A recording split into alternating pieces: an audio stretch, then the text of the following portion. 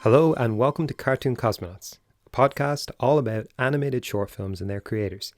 Each episode features a new guest giving us the lowdown on their approach to making animation. I'm your host, Joseph Orr, and a quick reminder that this podcast is available on all major podcasting platforms, as well as on YouTube as a video interview. So, on this episode, I'm pleased to welcome a special guest, Connor Yarish. Connor is a stop-motion animator, better known on Instagram as Col Salumbo. That's CHOL_SLUMBO, where he frequently posts his original character designs and short animations. Today's short film in focus will be Trigger Finger. This is a classic spaghetti western style cutout animation with a not so classic twist. It's an incredible piece of work, which actually uses over 286 separate pieces of paper for the characters and features a dozen handmade classic western buildings. Connor shares some incredible insights, such as how the characters were shot against a green screen and composited over stills of the practical 3D sets. So, without further ado, let's start the show. So, welcome, Connor, and thank you so much for coming on the show. How are you? Good. How are you doing? I'm good. Yeah, I'm good. And whereabouts are you dialing in from today? I am in Prague, in the Czech Republic. Prague. Okay, nice. Yeah. I've been there once before for a Oh, week. nice. Awesome. It's a beautiful city. Yeah, I think it was. I always forget because I was there. I think when I was interrailing, so it was a couple of stops along the way. But yeah, Prague Okay, always sticks nice. out. Sticks Awesome. out in Yeah. my memory. Absolutely. So thank you so much for coming on the show. We're here to talk about animation, your animations in particular, and we kind of have two short films lined up. But I suppose before we get into the films you make, I kind of wanted to start maybe with just how you got into animation. And is there anything like you can remember that kind of particularly drew you in to animation, to wanting to make animation? I think like everyone, it was, I grew up watching tons of animated movies and TV shows. I do remember being particularly obsessed with like Nightmare Before Christmas. And Okay. I don't know, I don't remember exactly when it was that I first pieced it together how it was done. I do remember the first time I was kind of aware of stop motion as a medium of animation was my cousin who is showing me some Wallace and Gromit cartoons. Oh, cool. And so that was what kind of like she was like explaining how it was done, and I was like, oh, and that could have been how I kind of pieced it to like, oh yeah, Nightmare Before Christmas was also Done like the that. same Yeah, thing. So it is so that, crazy. yeah, yeah. So that's kind of the first memory I have of like being aware of the process of animation, even though I had been watching cartoons for since forever. Yeah. Yeah, it is weird that moment when it's always hard to track because, like you said, most of us are watching these since we're kids, and it's never exactly like a diary entry date where you're like, Yeah, "That's the day I knew that this is something people were making." But I yeah, think it's so cool that your kind of example is stop motion because I think uh, stop motion has such a practical, you can pick things up and yeah. make them. Whereas I always felt like when you find out like Lion King and Aladdin and things are made by people, but there's a lot more, would you say, software and process goes into Right, that. right. Yeah. Where I think on an amateur level with stop motion, it's great because you can pick up, your toy, a bit of Lego or something like that, and you can start to make a movie. Yeah, exactly. It feels like something tangible, and you can kind of sense that just watching it, that it's real objects that people are moving around. So It's something um physical. Yeah, yeah, yeah. absolutely. And is there, I know you mentioned Nightmare Before Christmas. Is there any other kind of films or TV shows, I suppose, even branching into now that you particularly identify with or enjoy? Um that's a good one.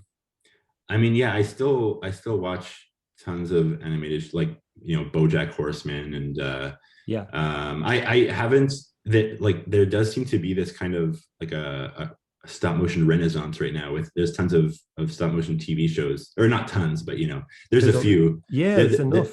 there's a few, and somehow I can't explain it, but somehow I've still been like disconnected from it, because there, yeah, like I don't have a TV. I watch stuff on Netflix mostly, and there isn't a lot on Netflix, so I have to either borrow my friend's subscription to Hulu or something, or like Find it through alternative means. yeah, Yeah. yeah. So I haven't been keeping up as much as I should, unfortunately. But Okay. from like the clips I've seen of, like, the truth is amazing. Yeah. um I think you're right. Yeah, and there stuff is a like that. real And kind of I think especially from kind of Stupid Buddy Studios and stuff like yeah, that, where yeah, there's a yeah, lot of like TV stop motion stuff like sketch comedy and bits like that. So yeah, yeah, yeah, yeah, I'm the same. I'm in a weird spot in Ireland where it's hard to get those. I don't know if they're all done through Hulu mostly, but it just seems to be that kind of gap where we're not quite getting them, even though yeah, we yeah, have access to all the streaming platforms. It's just not quite in our area yet.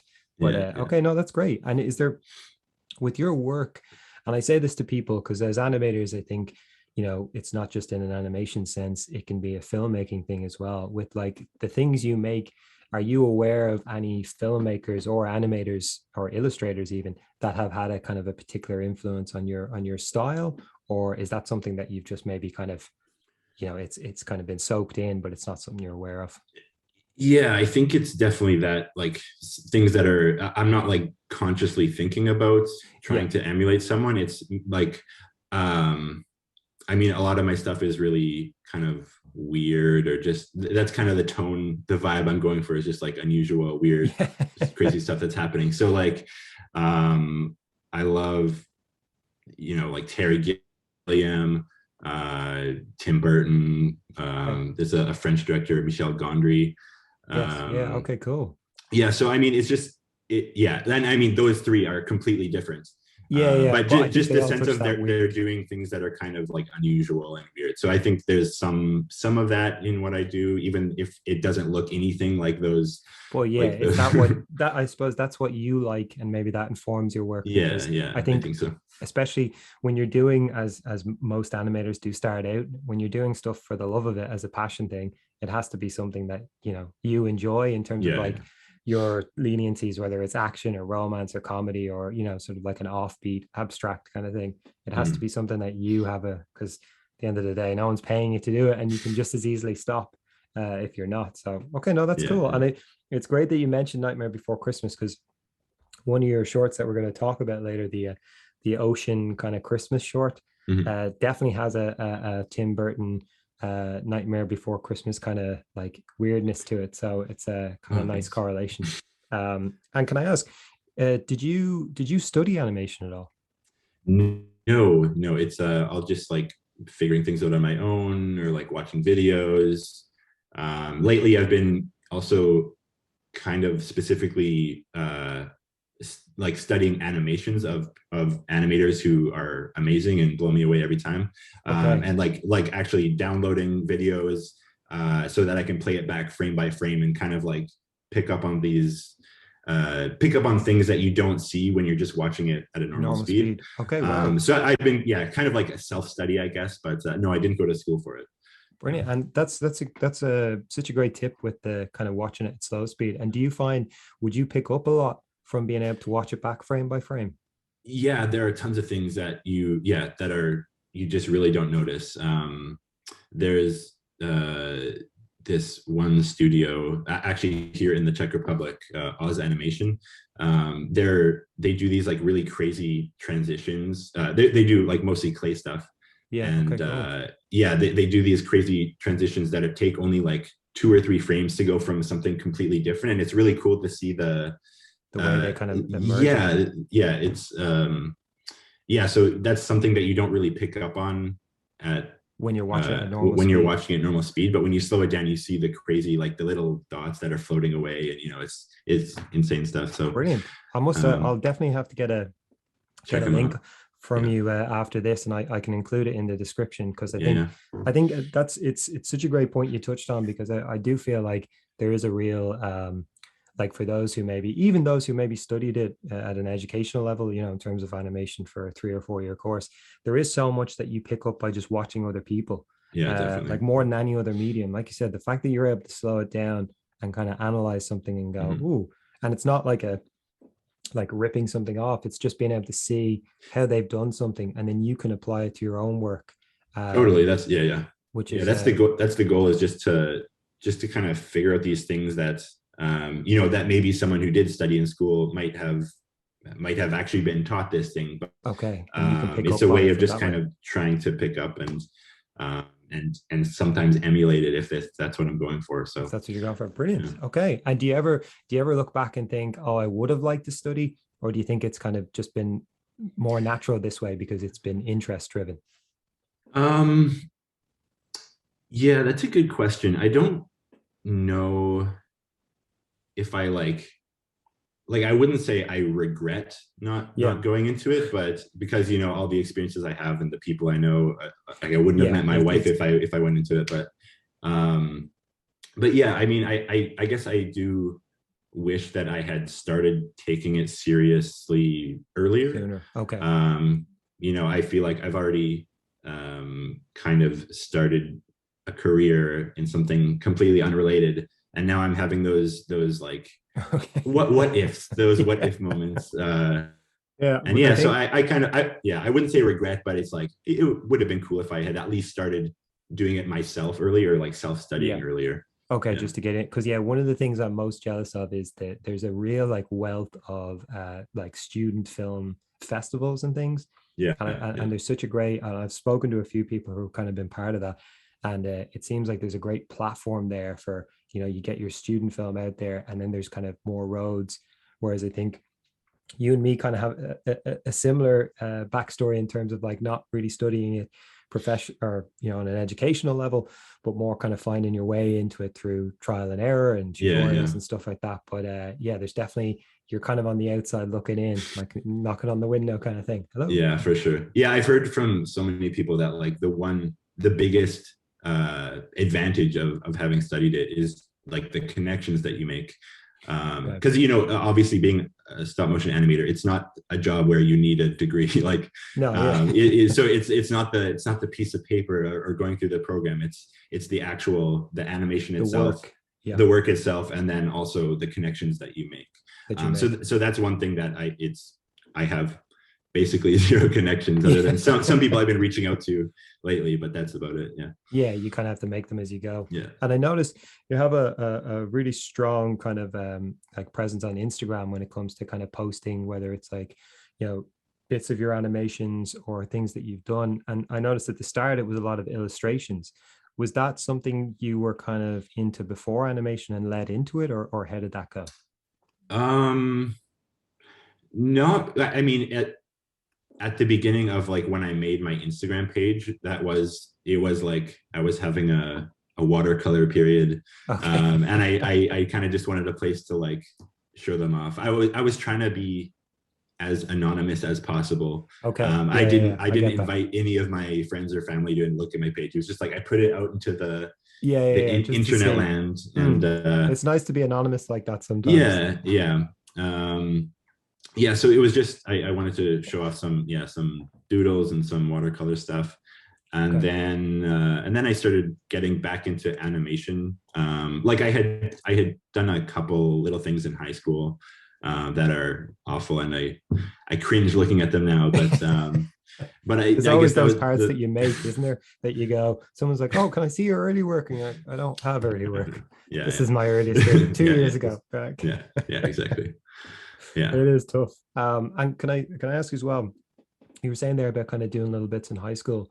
What was your first kind of like, was stop motion your first medium, and were you using kind of paper, or what were you using?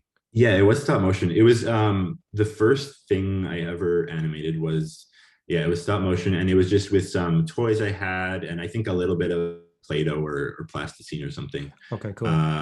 Yeah, it was just objects I had laying around my room.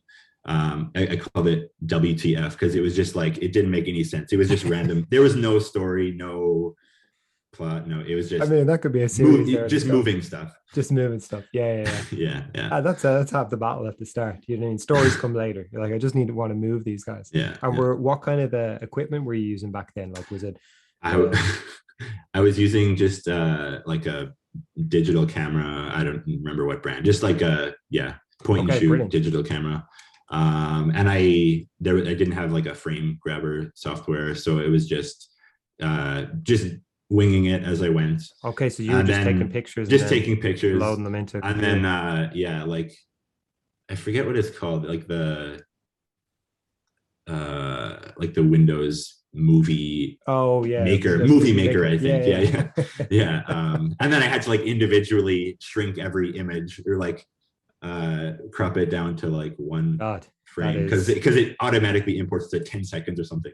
Oh So, yeah, God, I used to remember that actually because it's I think it's built for more kind of like like photo slideshows or collage, yeah, something. Yeah, slideshows. So it's like I don't want 10 seconds. I want like yeah, a tenth of a second. yeah. You're So having that to was a trim it all the pain. way down. Yeah. Okay.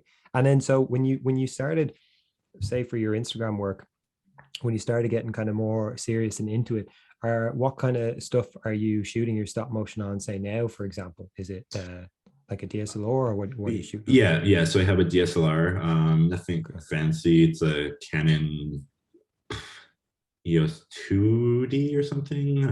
Okay, cool. I'm not the technical side of all this No, stuff. yeah. I'm not a gearhead or anything. No, when people ask me Um, what camera I use, normally I can say Nikon, and then it's like, what make? And I'm like, yeah. I'm gonna have to look at the camera for Some that. But numbers. There's some yeah, numbers. there's That's some it. numbers, there's some letters. That's Yeah. about it. Um, and then I'm using Dragon Frame. Oh, brilliant. Okay. Yeah, I decided like at this last, like a year and a half ago or whatever, when I started the Instagram and decided I wanted to like really practice and get as good as I can. I decided it was just the investment I had to make, basically. Yeah, and I do think I have to say I've tried a couple of different softwares, like both animation, editing, and stuff like that. And I do really like that Dragon Frame is still like on a kind of a once-off license purchase kind of thing. Yeah. Is what keeps getting me with different editing packages. Like I use Final Cut at the moment just because I have a Mac and it's a one-off payment and then that's it. Mhm. Whereas I know a lot of people use Premiere Pro, but I just can't. Yeah, At my it's level, I can't afford the like 60 quid a month, it's pretty ridiculous. indefinitely. So Yeah. you're like, I love that Dragon Frame is still, I know it's expensive, but at least it's a one-off purchase, and you don't have to upgrade if you don't want it to the next one. Yeah, You know yeah, what I mean? You yeah. can live on that one if, and I still haven't scratched the surface when it comes to, all the things it can do. I keep seeing Yeah, no, tutorials come totally. up, and I'm like, oh wow, can it do that? Like, I'll have to sit Yeah. down one day and go through that. Okay, cool. And so I guess this kind of leads nicely into part of this is sort of exploring your process as an animator, but I like to do it kind of with one or two specific films in mind because I Mhm. think you kind of learn a bit more as we go through the sort of the details Definitely. of what Mhm. and how you made. So I suppose the first one, it's kind of untitled, so I had it down as Christmas Ocean Short because it's on your Instagram, and I'll leave a link to it as part of the podcast. But did it Awesome. have a name in your head or Uh, no, no? no Okay. name. It was just that's I think how I referred to it myself. It Yeah, I was was like, yeah, okay, the I think Christmas that's one. the I Christmas think one. it's the only Christmas video I've made. So Okay, it'll nice. just be the Christmas one forever. Yeah, and the good thing about festive things is, you can repost them. It's like, yeah, this time Exactly. Yeah. we're getting close to that the Christmas time again. But I suppose, That's and right. yeah, I'll leave links to both these. So we're going to speak about the Christmas Ocean Short, and then later on it'll be Trigger Finger. But Mhm. on the Christmas Ocean Short, how did the idea for this begin? I've seen in the Instagram post that you kind of referenced a competition. So is that how it started? Yeah. So one of my favorite animators is his name is Alexander Unger. He goes by Guldies. Okay. And yeah, he has these contests every few months, open to his Patreon supporters. And yeah, I just thought it seemed like he is probably definitely in my like top 3 or 4 favorite animators. Okay. And I thought it was a cool challenge, and I decided to go for it. So the theme was obviously Christmas, Yeah. and it just had to include. He gave a list of like 4 or 5 words, Christmassy words, and it had to include at least one of those things.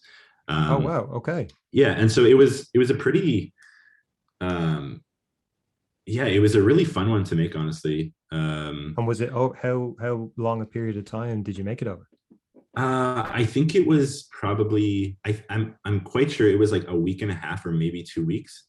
Really? Wow. Um, Okay, that's short. it was, yeah, it was this weird period where I had okay, so some backstory. I lived in China for a couple of years, and then I went back to Canada for like my wife and I were there for like 3 months, 2 or 3 months. And it Wow. was, I don't remember if it was while we were still in quarantine or we were just gotten out, but we were kind of, uh, I was doing a little bit of teaching online, but I didn't have a full-time job, so I had Okay. lots of time, which was Yeah. nice. It's good for And it animation. was like a yeah, it went super quick. It was like a fever dream. Um, Yeah, God, I I'm would have I'm pretty guessed a lot sure, longer. like I think the concept itself, or of making it like oceany. I remember that was like really quick. Like, you know, 10 minutes after I decided to do the contest. Wow. I think it started with the idea. One of the words that we had to include was Christmas tree. And so I was just thinking of like how a Christmas tree can move, and then Okay. came up with that kind of like jellyfish Jellyfish movement. effect. And is that And tree so and made out so of clay? Is that yeah, it's all plasticine? just Wow. plasticine. Yeah, if there's probably some like piece of wood in the center for Just to keep uh, it kind of just together to and keep stable. it Yeah. together.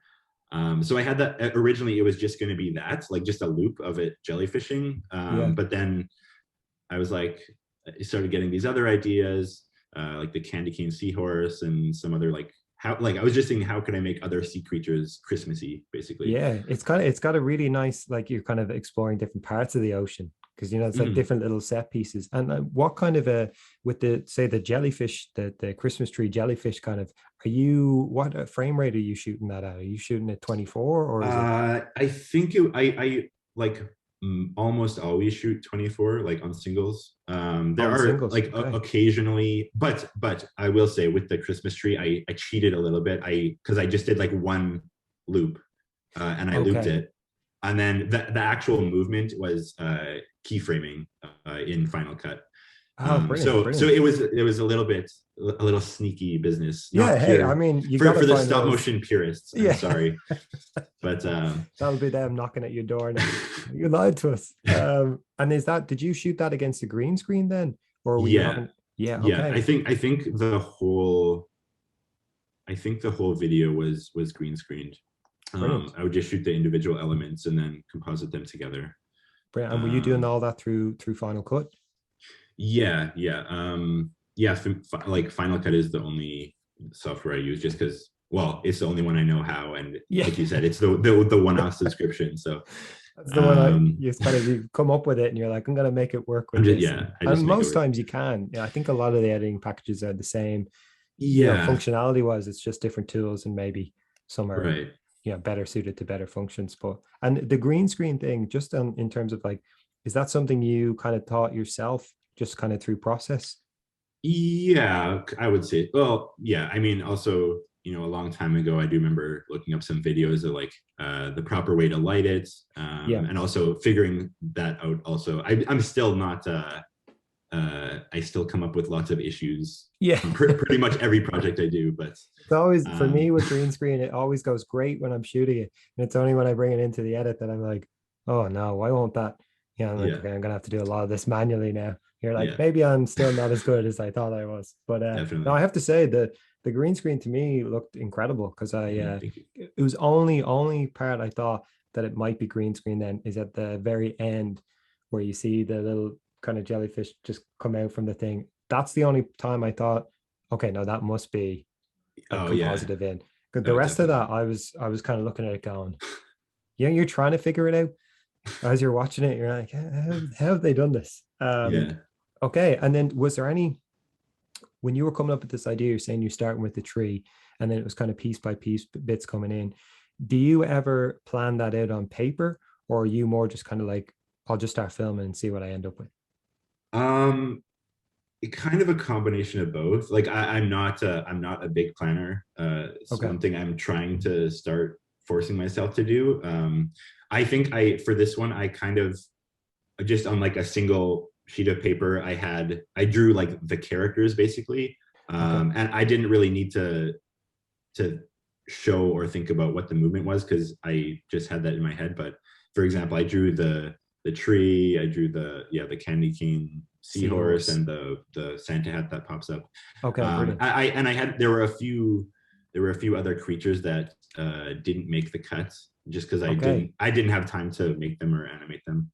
Okay. Um, It is always sad, isn't it? In your head, I think you forget when you're coming up with ideas how slow stop motion is. Because yeah, I'm yeah, always like, you're thinking of these sketches and multiple characters, and then it comes down to it. You're like, God, it took me so long to make this one. You're like, maybe I'm going to take that, 200 character roster and bring it down yeah, to about three.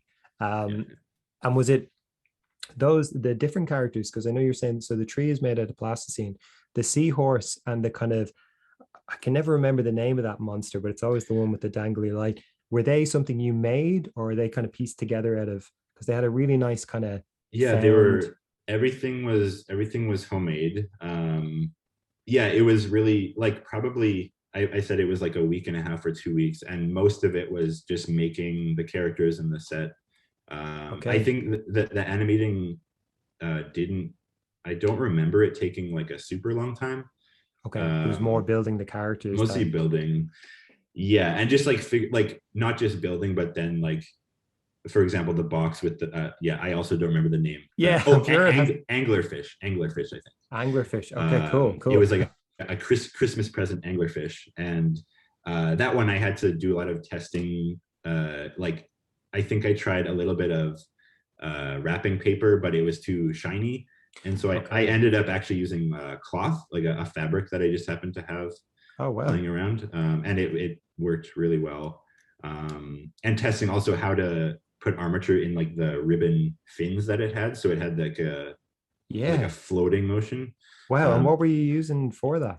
just so I used like I had some actual. Well, I didn't have. I went to a dollar store and bought some ribbon, and then I just super glued some like aluminum wire to the underside of it. Or Wow. actually, I think I might have had 2 layers of ribbon, so it was hidden inside. Um, Geez, yeah, that's incredible. Like those little details, I think are amazing because it's things like that, exactly like you said, with slowing stuff down, taking things down and watching them frame by frame. It's things like that that you would just completely take for granted because you're underwater. You've sold it initially with the effect. So yeah. seeing them there, you're like, that's a little detail that you possibly for time could have been like, you know what, I'm just gonna have them held there and the wavy things will do it. But I love that little extra detail because that sounds like it took a good bit of thought and work to bring that together. Yeah, yeah, and I do think I really that's still just that one little thing, that little Yeah. fin is still one of my favorite parts of it. And Okay. and it's only in the you only see it for like a quarter of a second or half a second or Yeah, something. I So completely didn't register that at all. I'll watch it definitely, again, watch it yeah, again. yeah. I know people will appreciate it too. Yeah. I think one of the standout bits for me is the Christmas hat coming out. It has echoes of the asteroid worm in Star Wars. Yeah, yeah, yeah. Has echoes of that, but it's just such a was that difficult to like? Was there something inside it to hold it up, or how did you do Um, that? it was actually I I don't know why I brought it to the Czech Republic from Canada because I think maybe when I finished the video, it was like right before we moved, and I thought I might have to like reshoot something, so I brought it. So Okay, I have it that's good ready here. forethought. Sorry, listeners. Yeah. Listeners won't be, Oh yeah, if but you're if you're able to see watching, this video, yeah. but so I had like it's basically just like a fabric that I sewed together Oh wow. for like the red hat part, and then the mouth does have like a armature mechanism. Um, And are you building that yourself? Like you're just yeah, stitching that all just together? yeah, like That's just incredible. wire and Sculpey for like the teeth and the gums, and then just some cloth for like the exterior parts. Wow. And I had yeah, so just some like KNS brass tubing on the inside, and then Brilliant. underneath the set I had like the wider diameter one so that this could like slide in and out. So at the start I had it completely withdrawn, and then I could just slide it up Piece uh, by like sorry, piece by frame by piece. And frame. I had I don't know, like I didn't have a lot of tools to work with because, like I said, it was like the 2 months, 2 or 3 months I was in Canada In between. Okay. in an Airbnb, and I was just using like what I could find around. This Jesus. the stage was an ironing board, I think. Was it? Wow. So I had like this rig connected through like the hole in the ironing board, and I don't know how it worked as well as it did, but I had really good control over it.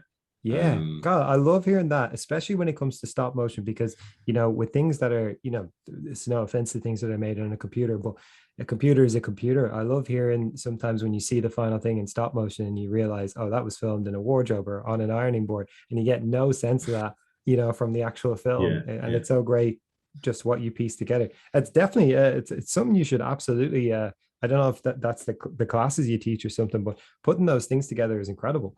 Like the amount of work that's gone into something that I literally thought might just be a hat that you had, and maybe it's being brought up by, like, a piece of fishing wire or something. There's some no, no, serious mechanics and kind of a fabrication gone into that. So yeah, that's awesome. Thanks for sharing that. yeah, no problem. And the water, the kind of shimmery effect, was that a like a kind of a post, something you done in Final Cut, or how did you do that? Yeah, that was composited, but I shot it myself. I had just like a big white sheet of paper on the ground and a blue light on it, and then I, I had this weird, like, I had my wife holding a light and like the tripod between my legs or something, Really? and Wow. basically I had I like either a glass or some kind of clear, like, Tupperware container with water, and I was shining light through it to like get the Give it actual that kind of watery shimmery effect. effect. And so Brilliant. I just shot it like live action, I guess, and then composited that, one layer in the background, and then a half transparent layer in the In the front. fog. Yeah. Wow. Yeah, I love. And like, what made you kind of, because I mean, maybe I think Final Cut might have like a kind of a watery kind of effect, but what made you Yeah. think I'd rather do that myself? Right? Is that just how you kind of approach things? Well, you sometimes I actually tried the Final Cut one and I just didn't like how it looked. And Okay, I even tried finding some like effects on YouTube that I could rip and put that in, you could but take and put in. Okay, it didn't look great. And I was like, I could probably find some way to make it look decent. do it And yourself. so yeah, it took a little bit of testing, but yeah, I think it It looks looked great, okay. honestly. And I think I have to say that I completely agree in terms of I've definitely taken the lazy way out with effects that are there. But sometimes you start to notice, someone's work because you're like, oh, they must use Final Cut Pro because I recognize that, binocular filter Yeah. or that kind of shimmery effect. And it kind of reminds me of the Stargate series. I think they done something similar when they were doing the Stargate effect, when it's like people standing next to the event horizon and that light's Mhm. on their face. I think that was literally just ripples of tinfoil and light. And I think it's Okay. so cool when you hear of like your process there of just, a very simple, like, well, simple when you hear it explained, but at the time it obviously takes a lot of testing and stuff. But no, that's amazing. Because yeah, that's definitely something that it puts you in the ocean straight away. Like I said, I could Mhm. forgive any fins moving or thing because once I saw that effect, I was like, okay, we're Yeah. underwater. You get the Yeah. blue and stuff. You're there. And did you have to do, you were saying that you kind of had to do a lot of like testing and stuff like that. The things that you designed but didn't include, were they because the testing didn't work out, or was it more just like, I've done enough, I'm happy with what's in this? Um, it was kind of, I've done enough. Kind of, I was, like I said, it was like I think the week before I moved to the Czech Republic, and Okay. I wanted to be done with it before I left, so I Move. didn't have to Okay. like bring. Well, I did bring some stuff, but Sentimental, so right? Yeah. yeah. So I think, yeah, it was just, it felt like it was enough as it was. Um, that, like, I could have added some more things, but I think you do get yeah, to a point where mm, you kind of can judge it exactly like your sense of that water effect isn't quite what I want. I think you get to a point where you're like, no, I'm happy with that. Like I don't yeah, want to yeah, overload it. And I it do think the works. pacing of it was great because the the hat coming out, grabbing, and then just everything settles down, and then you're just seeing that, the Christmas tree coming back in. Like Yeah, I yeah. think I think it's brilliant for that. I did see, unfortunately, on the post you referenced kind of a mix up in the the parameters of the rules of the Yeah, contest. Was it just maximum? Can you yeah. explain that? I read, or I swear I read the rules as, it had to be 5 second minimum. But then as I was like finishing up, and I was like just rereading one more time to make sure I had like everything the way it was Everything supposed to down. be, and it was 5 second maximum. So it was like, I think it was like a 40-second video, and I submitted, like, I had to take a 5-second clip from it. Okay, and put it So in. I chose the last, like that last one with the Santa hat. Oh, Uh, brilliant, and brilliant. I even had to retime it a bit because it was too slow. Even Okay, that one part was that like one part. 8 or 9 seconds, so I had to like shorten it up. Yeah, so But hey, I mean, you ended up with a great, with a great short, and it's nice. I think the beauty of the way you shot it as well is because there are separate scenes. You can nicely kind of, cherry pick something out yeah, and yeah. put it in as a smaller piece. It doesn't, they can live separate lives, that kind of way. And was there on that short, was there one scene in particular that was the hardest to animate? Can you remember one bit that was trickier, or were they all kind of like smooth enough? I think probably there's like the Christmas ornament that like swims down to transition from the anglerfish present into Yeah. that last one. So it just like swims down frame and then from the top of the next shot. Oh, really? Okay. And it was just it was only difficult because my rig for it was just like a single piece of aluminum wire, and just like trying to keep it track in Oh, 3D in the space. same. Like if it was on a 2D plane, it would have been super easy, but just making it like not too close or too far from the camera. Oh, okay. Yeah. That I think I might have took like two or three takes on that one. Just to kind of get it right. And I know what you mean. actually, I don't know about that. I might have used the first or second and just was like, it's good enough. Yeah. Like I That still look works. back. Yeah.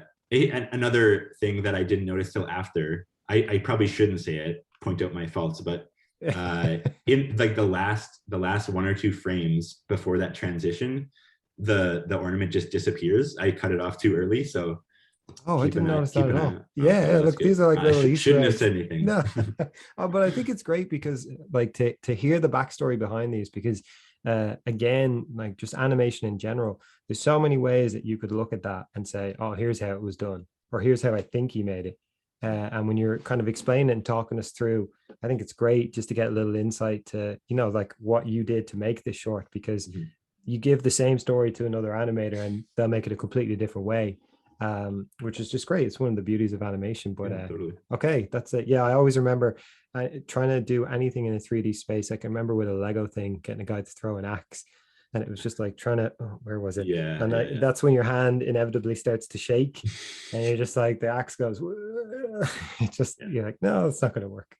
yeah, Um, definitely. I suppose moving on to your second kind of short that we're here to talk about, which is called Trigger Finger. And again, I'll leave links to all these down the bottom. So if you haven't seen it already, I definitely encourage you to watch it now, so that when we're talking through it, you can kind of recognize the points that we're mentioning. But where did the idea for this come? Because obviously it's a Western with a bit of a twist, but how did this start? Um, that's a great question. I Like, like did you have it. a It love of definitely, Westerns? not specifically. I mean, Okay. I do like imitating a genre, like Yeah. just taking advantage of those cliches. And Yeah. my dad was always watching westerns when I grew up, so it was like always on, and I know the tropes, and Yeah. like I know There's what the very beats, I very know what a specific western beats. should look like. Yeah. I feel Yeah. like but I don't know if that was like the reason it came about. I think I just had the idea of like uh of the standoff, and it being like really serious and dramatic, and Yeah. then lightening it up with something stupid. Okay. It's kind of like another theme, I guess, in a lot of my stuff, is just things that are unexpected, or like A the bit opposite of wacky. what you would think, or Expect. like Okay. so that was, yeah, I just thought it was funny to have this like one-upping Yeah. finger battle. um yeah, I think that was it. It was just a It stupid works idea. great, like the build up to it. And so like you have, I suppose, for those that don't know, who are maybe watching it now, or about to watch it, the idea of this kind of, I suppose you're assuming it's going to be a gun battle, and then they end up just kind of flipping each other off, like giving each other the finger Yeah. repeatedly. Did you, that's where you started from? So then are you kind of going, I have the gag, they're just going to be kind of like doing this, do you work backwards in terms of like how I'm going to set it up? Is that the way you kind of approach it? Um, I think the only thing I knew, like when I had that basic premise, was that I to just be like how many ways can you flip someone off? And so I literally had a list of like and there were like ones I had that were like too ridiculous, or Yeah. they would have made it I say taken away their reality, but you know what I Yeah, mean, yeah. like No, I they know would what have you been mean. Yeah. too like cartoony, I guess. Yeah. And so I just did the ones that were like, I don't know, realistic ways you can give someone the finger. There were some I, very inventive ones because I have to say that the everyone knows the kind of the drawbridge. yeah, yeah, No matter even if I know it's coming, everyone always enjoys that. Same with the kind of the blowing up almost like a bouncy castle type of yeah. thing. The one that really caught me off guard was like I think he puts his like index finger in through his ear, Oh, like the and then it's magician. like, Yeah, yeah, yeah, the magician yeah. one. That yeah, I had to watch that again because I was like, I'm gonna have to try and do that in real life. Yeah, there's a couple I'm proud of. Yeah, like you said, there was the basic ones that I like. Okay, these are obviously going to go first in the. I wanted to make it go crazier and crazier. Yes. And Um, was that difficult to do, difficult to judge, or were you like, okay, here's my kind of base level ones, and I don't know. I didn't like put too much thought into it, but okay, okay, it just seemed like kind of the natural. I don't know. progression. From yeah.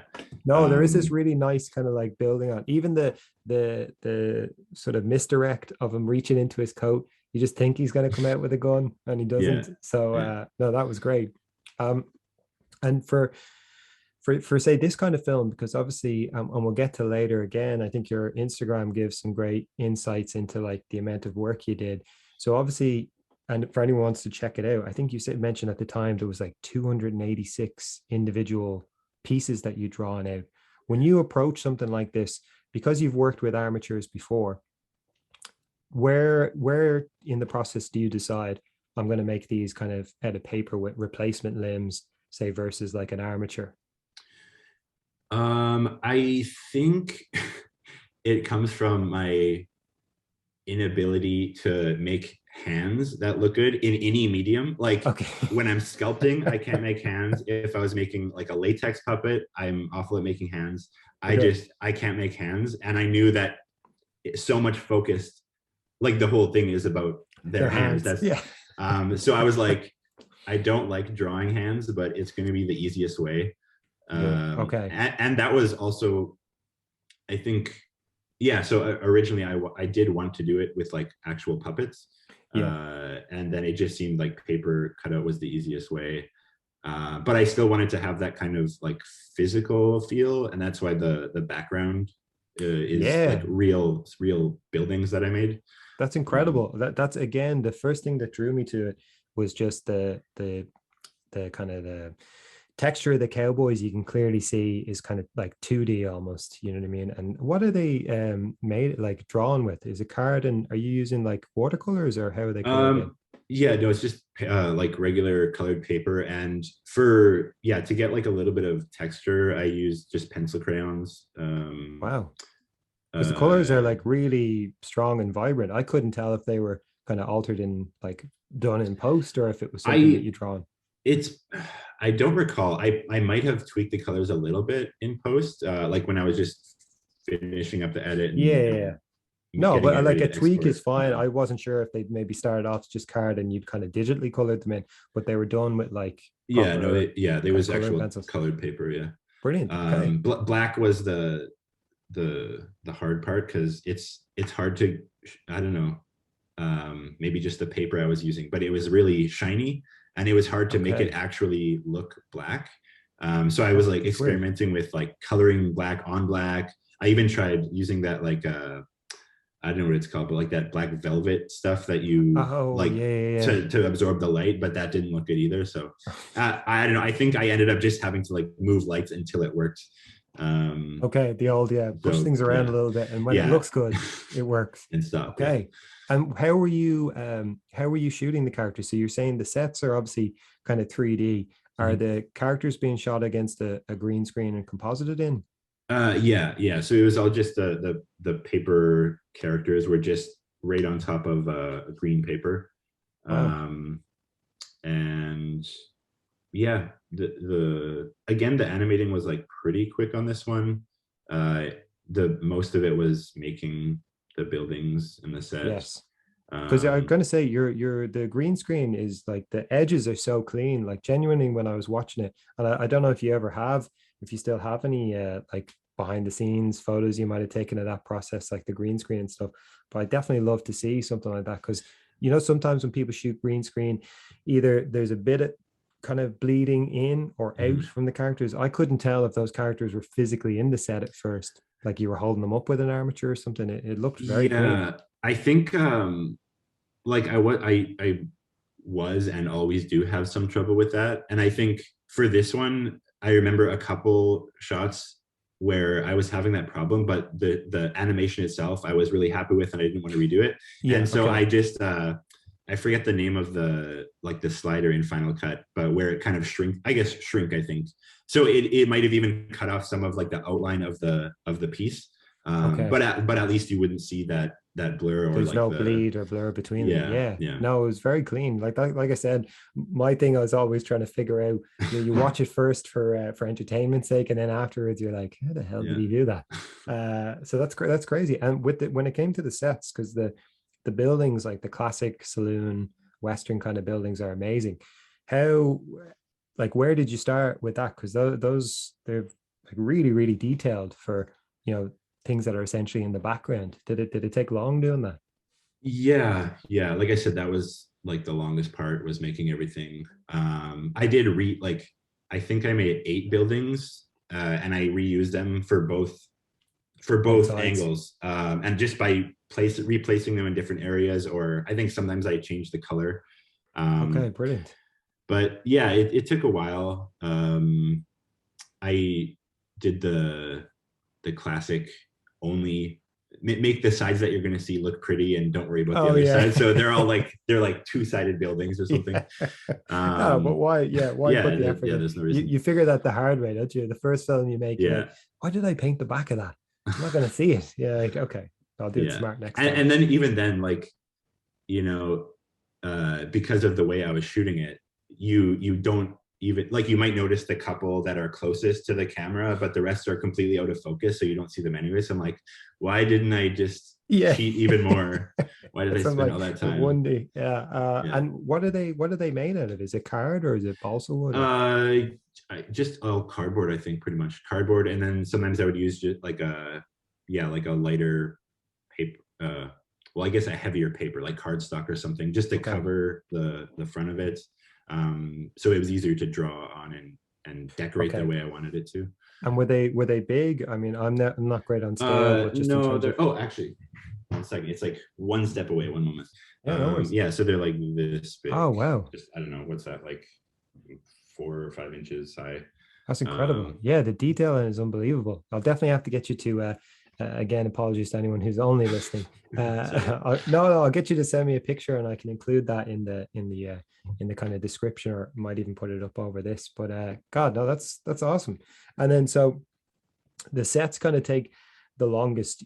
You were saying, like, in terms of, like, building all this, the opening scene at the start where we're kind of tracking along the desert. What did you make that texture or that earth out of? so that was I just bought a piece of some kind, like maybe PVC, some kind of plastic sheet, like I think maybe like 1.5 meters by 1 meter or something. Okay, cool. And I covered it with uh really bad with knowing what things are called. Like some kind No. of some kind of I guess like mixing cement for like home projects, basically, like just a small Oh, bag cool. for if you have to put a brick Like down a or like something. I a don't know, fill, or yeah, a like gap a or something like mortar that. maybe. I don't know if it's technically mortar, but anyways. So I just mixed it, like put it really roughly on top, and then once it dried, just painted on top of it. And it's the Okay, same brilliant. set for it's just one set for the whole thing, for the town and for Okay, the so that's sliding the shot. same. Yeah. Brilliant. Because yeah, there's a really nice. I think you have like a, I don't know what animal skull and thing it is, whether it's a bison or something like that. Mhm. But it's the real classic, like you said. There's certain beats in a Western thing. Like, you're gonna have the cactus in there, and you're going to have, and then for that tracking shot, were you physically moving the set for that, or did you have something on a dolly or something like that?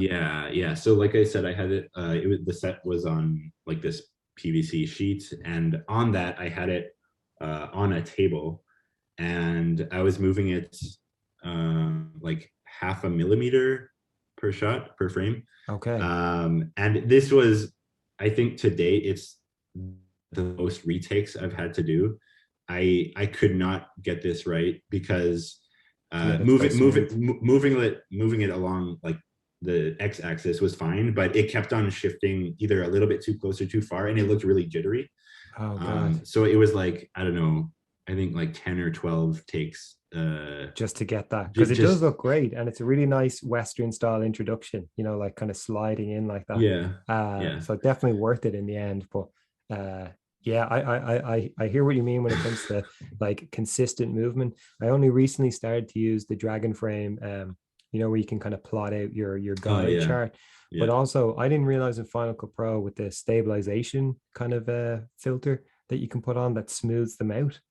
I Oh, know I it's didn't know about that either. yeah. Oh man, you should definitely look into it. Someone on Hmm. the one of my guests on the first podcast actually said it to me, and I was kind of like, I definitely had remembered using it for something, but obviously not really appreciating what it had done, Right. or either had Yeah. no effect. But I remember I was doing it like an arc movement of a character, so say like a kind of a jump, but just naturally one had like held a little bit too long, and I'd done the Mhm. whole thing and it'd take me ages, and I was like, oh, I really don't want to, if he hangs in the middle there, it's annoying me, but I'll leave it. And I put this stabilization filter on. It's obviously able to analyze and just kind of smooth the whole thing out. And Oh, that's when I awesome. played it back, I was like, yeah, again, the purist stop motion makers might be like, no. But at the time when you just don't Yeah, yeah, have the enthusiasm to do it again, it can be great. But yeah, I'll send you a link on to the tutorial I use, because it yeah. was Final Awesome. Cut as well. It was awesome. That's useful. But and then so yeah, so the desert you had made you reused twice. And obviously the next kind of biggest standout thing in the film is the music. Is that something that you kind of like had an idea of in your head, or did you even have it as you were animating, or was it completely added in after? I think I don't remember at what point when I like started looking for the music to use. I don't think it was super early on, but it wasn't like after I had finished or anything. Okay. Um, and I just looked on Fiverr, and I was trying to find someone who could make like Western music. Um, and originally, I think I wanted it more um, like a classic Western Like Good and the feel, Bad and the like Ugly kind of. yeah, something like that, or even like the 50s style where it's Oh, like okay. More yeah, spaghetti like Western, that kind of. yeah. So yeah, and I couldn't find anyone who seemed like they could make it, and then I saw this ad for, well, it actually, he did advertise as like spaghetti Western Okay. music and That's handy. surf rock. And so yeah, I asked him to try to make something for me. I just told him roughly what I was looking for. And yeah, I think it works really well. And did you have to like send him, because obviously the timing works really well with the kind of when the reveal that it's not guns that they're using, Right. that when that kicks back in, the music's obviously going kind of like full tilt. Was that something you had to send him in terms of timing, or were you just able to kind of edit the parts out you Uh, needed? Very roughly. I think I told him uh like like it has to be for about half a minute, it has to be like this, and then it gets like heavier and more Yeah. faster, um and I definitely had to tweak things with editing to make it line up, but To time yeah, it so out. there Okay. was the kind of general idea, but I wasn't really like, it has to sound exactly like this. I'm not good at like I said, I'm not very good at planning. So Yeah. I was like, I'll know it Something when I like hear this. it. I'll Yeah, know it when yeah. I hear it, but I can't tell you exactly what I want. Until I hear Yeah. it. Okay, brilliant. And then for this one, obviously with so many, like the animation itself, and again, I think that kind of replacement style, swapping in and out the limbs that you need in the hands, it looks amazing, because it's not only anytime I've done that, it's been very flat. Like an arm hasn't moved position. It's Yeah. just been like this arm will go like this, and I'll cut to a new angle in the hands like that. There's times where you're having an arm, like twist out onto a different angle. Did that take a long time to plan out and test? Yes, definitely. Yeah, Okay. that was other than the making the buildings, that was like the thing that kicked my ass the most was, I like thought I I said, saw a twitch in your I eye there as you were yeah, saying it. yeah. Good. How dare you bring this up? Yeah. Um, yeah, I like I said, I'm not really a big drawer, honestly. At least for anatomy. Yeah. um, And especially when this is, like you said, the whole the focal whole point thing and is the about gag of this, hands. it's about hands. Yeah, so as much as I could, I did just do like the moving one piece as far Yeah. as I could, until I had, like, if it was rotating, then of course you had to do uh like sometimes I would just do 2 or 3 frames of like the slightly different angles. Okay. um And were you using your own hand as reference? Like, is that how you were yeah, drawing it? Yeah. yeah, for the most part I would actually just like take pictures in the different angles, and then like on my phone trace them on the paper. Oh, wow. And then Okay. yeah, it was a long process. And even I think the thing that took the longest was actually there's one shot where the red cowboy's head turns, Yeah. and that one took me like well over a week just to Just draw for that his shot. head. I think it's only 9 frames, 9 or 10 frames, and it was just like I could Keeping not you up at draw it. night. Yeah. To be fair, I had to also draw. So I had to draw the head in 9 positions, and then the mustache in 10 positions, and then the eyebrow. The Okay. eyebrows So weren't a you're big doing deal, it. but Yeah. oh, But the still. hat, the hat had to be 10 positions too. Oh, I had Um, to turn as well. Yeah. I never thought of that actually. yeah, so Okay. So that it's one, many and different again, components. yeah, and again, this is something that is like less than half a second in Yeah, the you seem to in the enjoy final thing. So torturing yourself for those little. But I mean, I it's those little yeah. bits that make it. And is there ever is there a point when you're working on something like that? Do you ever kind of go, oh, I'll just do it. I'll cut to a different angle or something, or is part of you just kind of like, no, I'm gonna keep tipping away at this till I get it because I don't have a deadline in terms of like you're posting this when you want it. There's probably a little bit of both. I do like the final gag, the bow and arrow one. That one, Yes, I did want to just be like the front angle, but it was that back movement that I couldn't get, and so I did just shoot from the side, because then I only needed yes, like two replacements to grab it. to go back. Okay, Um, yeah, that was brilliant yeah, as so that well. was one compromise I had to make. Okay, cool. And I think, Yeah, yeah, that's so many of my films. Sometimes, yeah, someone might say, "Oh, why did you choose this angle?" It's like, well, I couldn't draw, couldn't draw that in the other yeah, angle, so I yeah. went to this. Or the camera moved and I had to just reset it on in a different position. But no, it's great because again, encourage people to check out that Instagram post because I think when you see all those like hands, arms, different positions that you drew out multiple times. When you see them all in one photograph, you really get a sense of how much work went into it. Because when Mhm. someone describes, oh, I replaced arms for this, you kind of go, oh, yeah, that's cool. When you see them all together, you're like, holy God. And they were all like kind of hand drawn and done. Mhm. It's incredible. Um, I think my favorite shot in the whole film is the kind of classic pulling the coat back to reveal the gun. Is that Yeah. something that you kind of had an idea on the start? Like you knew how you were going to do that, or did you kind of find your way to it? How did that come about? Yeah, no, definitely. That was like one of the tropes that I just like. Yeah, It couldn't not be there. yeah. Um, And it's it so was simple, but it's so satisfying. Like just that, like the Yeah, the coat yeah. That almost like one a curtain. sequence.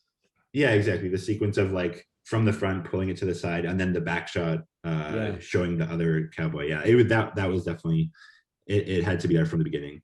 Okay. That was actually, I think, probably that might have been like the first shot I did actually, Oh, at really? least in the first 1 or 2 sequences.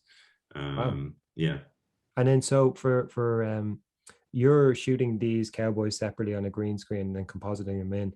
Are you just taking like did it take much to get the angles right in terms of where you would be shooting the set from versus where the characters would be, or how did that come about? Um, that was okay. So it's good you brought that up. That was actually another reason why I chose to do the physical set, is because I didn't want to have to figure out how to draw the backgrounds from different perspectives. Yes. I thought Okay. that I was like, I don't want that headache. Yeah. So with this, I could test. I would take for like each angle I needed the shot from. I would take a shot and then like move it just a little bit in different I'd ways. So I say. had a bunch to work with because Okay, the brilliant. backgrounds are actually all static shots, Okay, cool, cool. except for the zoom shots. Were you Those ones, physically zooming on that? yeah. So I shot the cowboys first. I did the zoom, and then to match it in Dragon, I had it like the transparency slider on. Yeah, So I was trying to match the zoom with how it was zooming to the cowboy. really. Wow. And yeah, God, I that never even one. thought of that for the zoom. That's Mhm. incredible. Yeah, I thought it worked pretty well. Because yeah, and Um, again, that's such a one of the like three pillars of a Western is you got to zoom in on them. yeah, You know what I exactly. mean? You don't Yeah, cut to them, you zoom in. yeah, Yeah, nice. Okay, so yeah, that's I suppose that's great the way you explain it because yeah, as much as like yourself, I think I could have a go at drawing characters moving like in different positions, but the idea of having to draw something 2D that would represent a three-dimensional angle, I just no. And I'd spend yeah. all that work drawing it and then it just wouldn't look right and you'd be like, Exactly. Yeah, just getting it to match the, like, you can make it look 3D, but to match the actual the angle that you're at. the space of what's happening in the story is that's the hard Yeah. part. Okay, Yeah. cool. Jeez. And were you using Dragon Frame, did you say, when you were filming the cowboys actually moving on the green screen? Yeah, that was all Dragon. That was all Dragon Frame. Okay, brilliant, brilliant. And the last thing I wanted to say about it was I love the cut at the end. So it's got kind of three really nice sections. It's kind of the real, I suppose, say typical Western opening where you have, you know, the music building up to what you think will be Mhm. a typical kind of like a standoff gunshot. And then you've paused the music there. And then when you reveal that it's just them flipping each other off, the music kicks in, and then they're one up in each other at, you know, at a time, and then the music cuts, and we can just hear it becomes far less dramatic. And did you always have that idea in mind that it would cut at the end, and we just hear them? It's kind of like them grunting and just Yeah. basically being two idiots. But did you always have that in mind, or how did you come to that? Um, Sort of. It was always like the fallback. Like I was definitely trying while I was animating and making everything. I was trying to think of a better ending. Uh, but that was kind of in my head as like um it's like a safe thing to do, or like, it just, I Okay. had the idea already. I didn't have to. There were a couple, like I mentioned, a couple of the more cartoonish actions or Yeah. fingers that Yeah. they could have done. There were a few ending possibilities there, but I didn't. I thought the grunting just made it seem more like they're just angry cowboys in the Yeah. middle of nowhere. No, I think it's Made it more great. realistic. Yeah. It's almost like you're it's a very almost a kind of signature move, like with your Christmas tree jellyfish at the end. I just thought it had a really nice way of sort of deflating it again. So Yeah. you've Yeah. gone from like high octane to like I don't know if you've ever seen the Tenacious D music video. I think it's for tribute. You know where they're in the recording booth and they're recording the song, and for some reason as a band you're hearing, you know, the two Jack Black and Mhm. Kyle, you're hearing them sing but with full accompaniment in Yeah. this little recording thing, and then it cuts to outside in the shopping mall and it's just them screeching with one guitar. Kind of reminded me of that. You get lost in the fact that Yeah. this is Yeah. like a big production and then it goes Yeah. Yeah. so that was great. And did you ever, I suppose this kind of leads neatly into the sort of final section of the podcast, which you kind of just like to sort of chat about maybe advice and things that you might have learned along the way. But just on your trigger finger film, did you ever enter that into any film festivals or anything like that, or have any desires to do something like that? Yeah, right when I finished, I entered it into quite a few. I was just like, just to the free ones, the Yeah, ones that yeah, didn't yeah. have a Some of cost them for can be submitting. steep.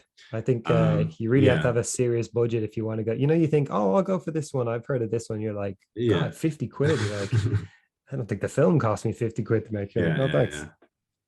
yeah. Yeah, so I don't know exactly how many I entered, but actually, it's funny you mentioned that now. Just yesterday, I found out it was selected for one festival. Wow. Um, in the I'm apparently not allowed to announce it yet, so I won't say the name. Okay. But Okay. No worries. No worries. but so that's exciting. That just happened yesterday. I think most of them or a good chunk of them, I know that it was not selected for them. Okay. But yeah, there's one in the bag at least. So Yeah. Oh, that's amazing. Oh, well, congrats. Because I thank think you. that's the one of the things I love talking to people about on this podcast is just the whole nature of film festivals, because some people rate them, some people don't. I think for those who haven't maybe gone through the college circuit and have that kind of springboard of contacts and stuff, it's a great way of just getting your work seen, because sadly, when you're self-promoting through YouTube, Instagram, you're really reliant on kind of just luck, I think. You know what I mean? You Yeah. can have obviously built up content and built up a following of people who expect maybe a certain amount, but when you're making sketches quite different, like from your, say, Christmas Ocean ones, and I know you make others, it's hard to build up a consistent following because you don't have, Right. content that's exactly the same theme wise. But yeah, I think festivals can be just a great way to kind of get your work out there. But there is this myth, I think, sometimes that people don't want to share. And I found that, like, with my short that I'm entering into film festivals at the moment, I think I have like a 90% failure rate. Mhm. You know what I mean? For 10 that I've entered, I'm just used to getting. Do you use Film Freeway at all? Yeah, that is what I entered Yeah, into. yeah. Yeah. I've gotten so accustomed to seeing that rejection letter, and Yeah. when Yeah. your notification pops up and you get the judging status has changed, you can't see if it's yes or no yet. And when you click in, you just see that damn little Yeah. Yeah. like not Yeah. Yeah. selected. That haunts me. Uh-huh. Uh-huh. Um, It's a but little no, that's great disappointing. to hear. And maybe what I'll do is I might share some of the film festivals that you entered, part of the description, maybe, just because I think sometimes, especially the free ones, it's great, just for other people to know about them, because sometimes Hmm. it gets overwhelming when you see places are like 30 and 40 quid Yeah. just to Yeah. enter with no guarantee. It's Hmm. a lot to ask, I think. Hmm. So I suppose in the wrap up, would you have any advice for anyone starting out in animation, like anything maybe you learned the hard way, or something that you found useful when you were starting out? Um, for like, if you're looking for general advice, I'd say is just to do it as much as you can. And don't be, yeah, don't be afraid to like try things that seem like they're going to be super difficult. Just, the more you do something, the better you're going to get with anything, not just animation. So, yeah, of course, just do it as much as you can. And also, I think one thing that I'm kind of slowly figuring out is to not be worried about like what you're putting out there. Okay. Or maybe I should say, like, when I have an idea, sometimes I'll immediately think like, oh, that's a really good idea, I really want to do this. Or I'm like, it's like, whatever, I Yeah. could do it, or I'll just wait. Yeah. And I find that some of the ones, some videos of mine that are getting the best response, or like the most views, most people seem to enjoy it. They're often the ones that I think, I'm just like, okay, I'm not happy, but I'll just put it out there anyway. Okay. um, That's interesting. and so I think just like, uh,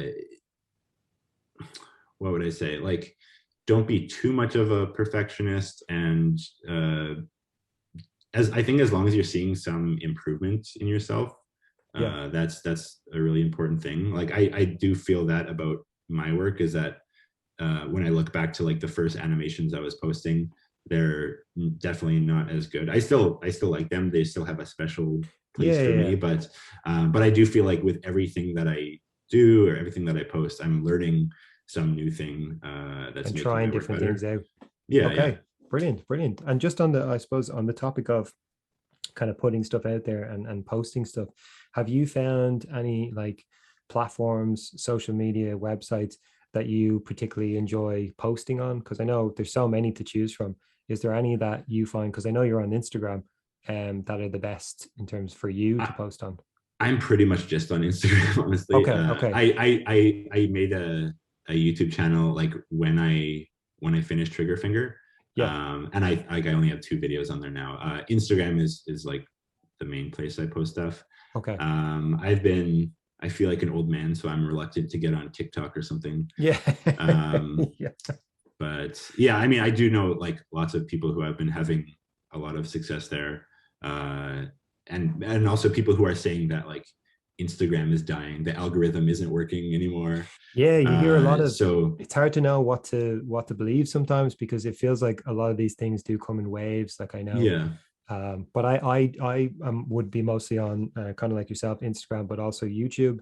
But I have noticed a serious drop off just in terms of Mhm. like, I don't know if it's because I'm not posting as much or the algorithms changed slightly, maybe to favor kind of more daily posts. But Mhm. Mhm. yeah, there's definitely been a bit of a plummet in terms of views. Yeah. But no, I like that advice about just kind of putting stuff out there because I think no matter your level, I think you can kind of retain something for too long because either A, you don't think it's good enough to go out, or B, you're like, oh, I just want to tweak it a little bit more. Mhm. And it's only really, I think, when you get stuff out there that, you either get a little bit of feedback. And I do find that the animation community in general is quite positive. There's not a lot of like trolls Totally. or Yeah. hate posting on your stuff. It's like, Yeah, no, it's a encourage very, me. very positive community. Everyone's like, if you message someone and ask for some advice or something, I don't think there's many people who are going to be like, no, No, go that's, away. Like yeah, they're all going that's a to help family you, recipe. We're not telling you that. yeah, or at least they'll be polite about it and like Yeah, yeah, like give you no, a little hint to yeah. where to go the right direction. So yeah, no, it's a super super great community, Okay, and it's brilliant. even like the level, with like the people who are professional, like the best animators in the industry, even that there's no like ego, there's no Yeah. uh There's a real down to earthness a lot of yeah, the times it's where it's just like, totally yeah, totally. here's what I did, and you're like, wow, Yeah, which is great, and it's such a positive environment to post something in. I think there should absolutely. be no fear when it comes to stuff like that.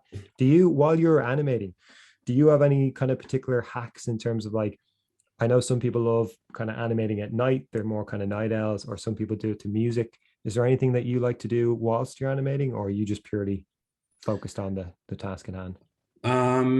Yeah, I'm like always doing something.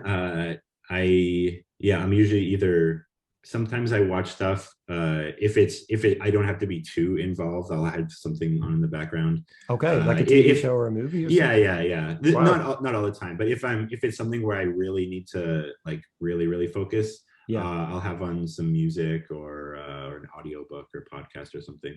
Okay, cool, Um, cool. that I have heard lots of people say that it's good to get in the practice of like completely tuning everything out and just focusing on it. And I The can see how merits of that that. would benefit. Yeah. I just have a short attention span. Yeah. I need constant input from my ears and eyes. I'm similar. I do find a bit of music or a podcast or something like that is just a nice distraction. It's something Yeah. you can kind of be hearing in the background, but you're still kind of focused on something. That's cool. And can I ask, do you have a show reel at all? Yeah, I've made a couple. For like a few months ago, I was getting in contact with like any studios in Prague. Cool. And I was kind of, I made a couple for different kinds of studios. Yeah. So there was a one studio that was, they make like an animated show that airs in the Czech Republic. Actually, it's an international show. Um, and so for that one, I was posting just like some character animation that I had, Okay. So you're which tailoring your show reels kind of to suit. sort of. And then I made like a more general one that is just like what I think is the best stuff. Because there was some stuff that I liked that I don't think it would be as Like I appropriate. don't know if they would consider it as much or something. Okay. Okay. Um, No, it's interesting just because I hear a lot of people talking about, people, I suppose to take it back a peg, a lot of the goal of, say, people who are using animation as a passion or a hobby is that they kind of hope to get maybe some commissioned work and kind of branch into that a little bit. Not everyone, but a lot of people are like, yeah, I wouldn't mind picking up a bit of work here and there. And I suppose a show reel sometimes can be your business card almost in terms of like people just want a quick snippet of what you do. And I'm always interested to hear what people's thoughts on it are, just in terms of, there is no rule book really for it. It's like a yeah, portfolio almost. I'm in the same boat as you. Like I don't really know what to do either, Yeah. honestly. It's Yeah, just figuring it out. I've heard people say like you're really like it should be like a minute or two, like a minute max. And then I've heard Okay. people saying like no, like show all of your best work. If it's 5 minutes, that's okay. Some people say there should be no music. Some people say it's better if there's music. It's really Yeah. like It's a everyone. I feel mixed like bag. everyone just Has an has their opinion. Yeah. own opinion, and so you just have to guess, Yeah. best guess. Well, What do you think they'll like? I like your that's a good tip, I think, about like kind of looking at the nature of the work of the people you're applying to. So, Mhm. if it is you know, going for a job or to do with a specific, like you said, I'll show them character animation because that's what they do. Like maybe I don't need to put in my, voice music kind of Mhm. stuff because they're more focused on this. So I think Right. that's kind of a cool piece of advice, tailoring it to suit that. Mhm. And do you, obviously we all, especially when we're doing this for kind of as a passion, as a love of it, we all have those kind of uninspiring days. Do you have like a way of coping with stuff like that? Do you kind of take breaks, or are you more of a like persist till it's done kind of person? Or No, I take lots of breaks. okay, okay. Nice. um, yeah. uh, I think, although I will say though, when I take a break, oftentimes it's like doing a lighter task that just doesn't involve thinking.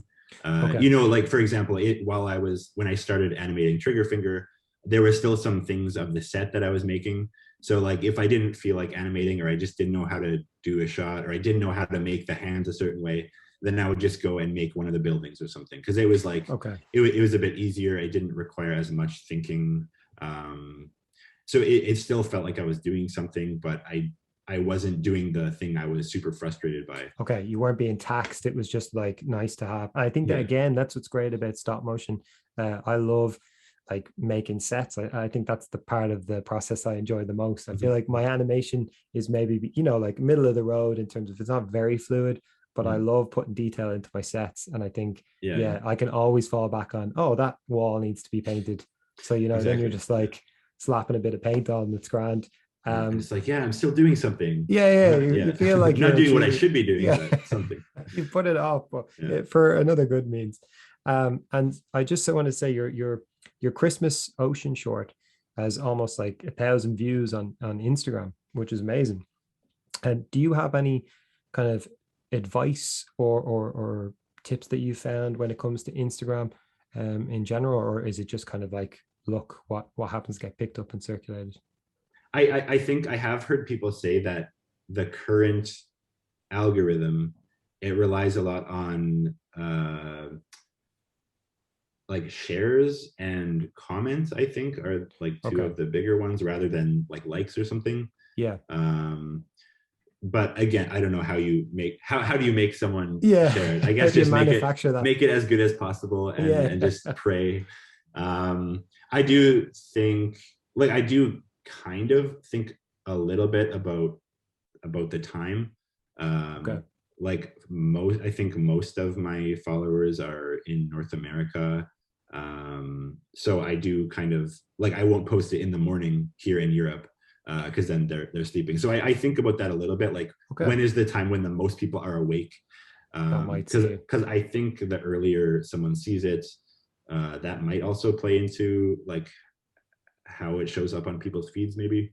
Okay. I don't really know what I'm talking about, but No, but I think that's even my just, instincts, my yeah, intuition tells me yeah. that. Instagram instinct. It's a whole nother podcast. But Yeah. no, I think it's great to hear because I think sometimes, it can be a combination of things. A lot of the time luck plays a huge part in it, and you just Mhm. don't have an explanation for why, this video has done better than this. But I think even hearing that in terms of like you finding where your kind of main audience is, and just even something as simple as, well, don't post super early where you are because they'll be asleep.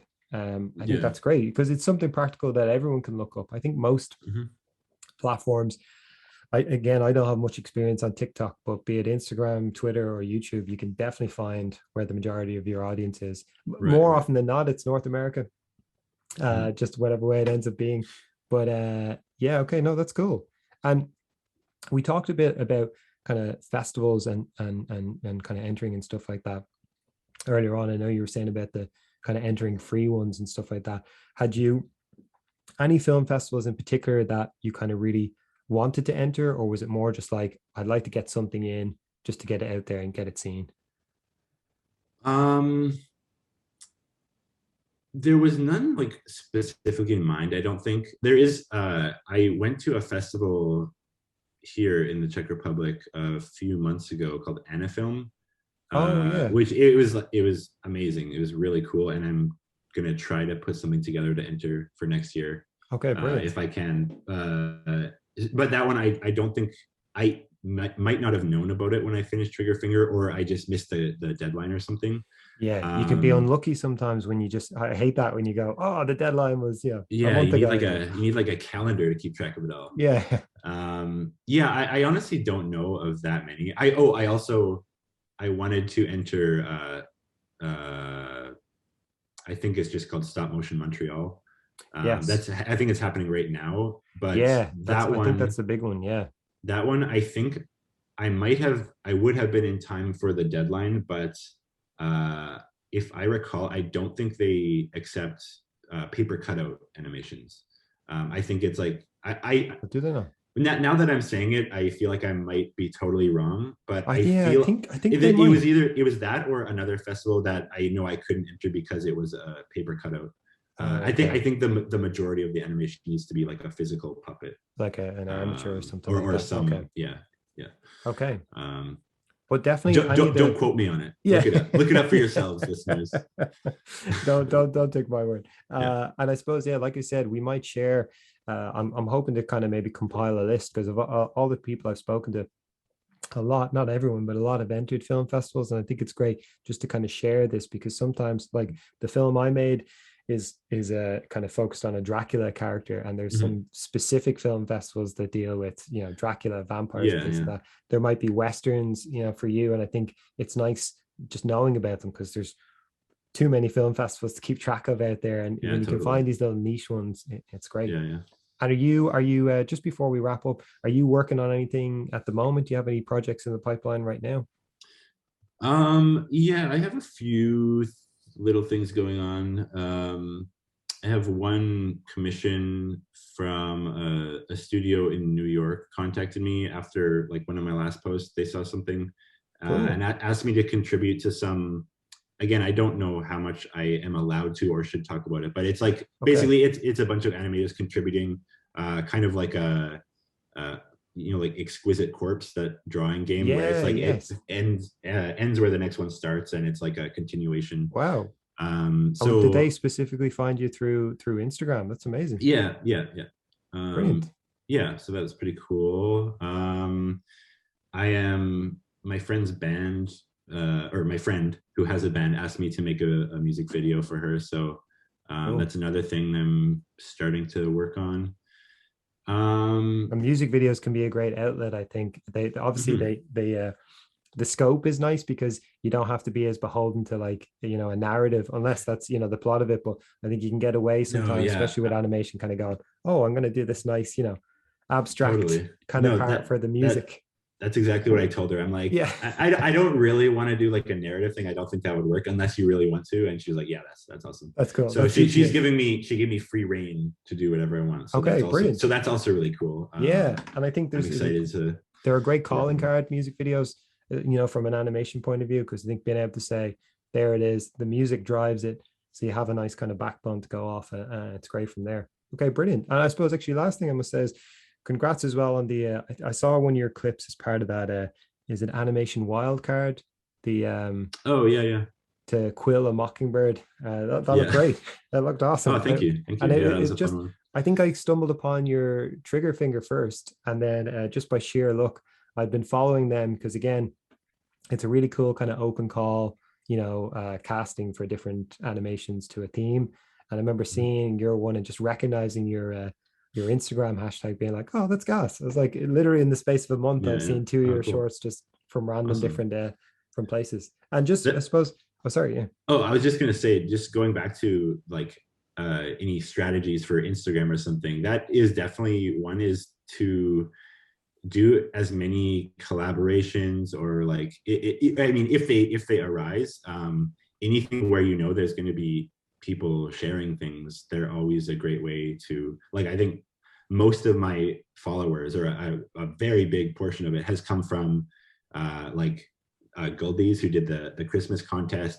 I did a few other contests with him, and another VFX guy, Kevin Perry.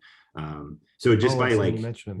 Yeah. just by submitting things to these contests or challenges that some people might see, it's definitely a good way to get some attention and get more people seeing your stuff. Brilliant. No, thank you so much for saying that, because I think that's a great piece of advice, because especially on Instagram, I think you can kind of get, I don't mean stuck, but you have your kind of friend pool, and I think it just kind of circulates within that. So I think it's a great way. So like these competitions and collaborations, just a great way to get the word out about you, because you don't know who's going to put eyes on it then when it's someone else kind of sharing it. Brilliant. And for anyone who's like enjoyed your work and might like to get in touch, where's the best place to contact you? Definitely Instagram. You can find me at Chol Slumbo, CHOL_SLUMBO. Okay, nice. I don't really, I have a YouTube, you can find me, but I don't really use it. So Instagram's the best way. Instagram's the best way. Perfect. And I'll leave links to all them in the description below. Because I know sometimes, when you hear something said, you're like, how's that spelled? So I'll leave all links down there so people can find you. But Connor, thank you so much for joining me. Thanks for having me. Pleasure. Absolutely. Yeah. And take care. And I'll talk to you again soon. You too. Sounds good, buddy. So that is it for this episode of Cartoon Cosmonauts. I'd like to say a huge thank you to my guest, Connor Yarish, for coming onto the show and talking about his short, Triggerfinger. You can find the full short on YouTube, and if you'd like to get in touch with Connor, best place is probably through Instagram. And I'll leave links to both below. If you'd like to get in touch with me, perhaps with some questions, feedback, or even to discuss your own short on the show, then you can find me online as Speak Broccoli on Instagram, Twitter, Facebook, and YouTube. Just look for the green broccoli logo. You can also email speakbroccoli@gmail.com. So, thanks for taking the time to join me here today. I've been your host, Joseph Orr, and you've been listening to the cosmic sounds of Cartoon Cosmonauts.